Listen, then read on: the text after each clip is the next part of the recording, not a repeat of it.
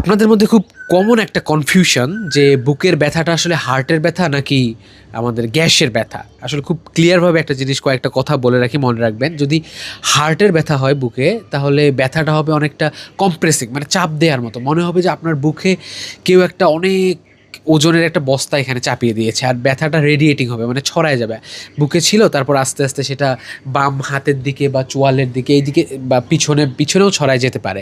ব্যথাটা যদি এরকম রেডিয়েটিং হয় বা চাপ দেওয়ার মতো হয়, তাহলে মোটামুটি শিওর হওয়া যায় হার্টের ব্যথা। আরেকটা খুব ইম্পর্টেন্ট যেটা, সেটা হচ্ছে যে কাজ করা বা এক্সারসাইজ করলে, বা অথবা আপনি যখন উপরে সিঁড়ি ভাঙবেন, এই বিষয়টা যখন ঘটবে তখন ব্যথাটা বেড়ে যাবে এবং ব্যথাটার স্থায়িত্বটা অনেকটা কম, অনেক লং টাইম ধরে ব্যথাটা হবে না। এগুলো দেখলে মোটামুটি বোঝা যায় এটা হচ্ছে একটা হার্টের ব্যথা। আর গ্যাসের ব্যথার ক্ষেত্রে দেখা যায় যে ব্যথাটা ম্যাক্সিমাম টাইমে পেটের মধ্যেই সীমাবদ্ধ থাকে, অনেক সময় বুকে চলে আসতে পারে।